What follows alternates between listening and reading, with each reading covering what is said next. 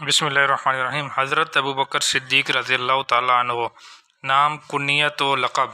آپ کا نام عبداللہ بن عثمان تھا، لیکن آپ کی کنیت ابو بکر تھی، اور کنیت اس قدر مشہور ہوئی کہ آپ کا اصل نام اس کے پیچھے چھپ گیا۔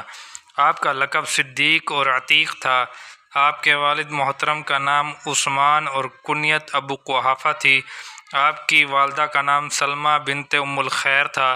آپ کا سلسلہ نسب 8ویں پشت میں حضور صلی اللہ علیہ وسلم سے جا ملتا ہے۔ شجرہ نسب: عبداللہ بن عثمان بن عامر بن عمر بن کعب بن سعد تیم بن مرہ بن کعب بن لؤ القریش۔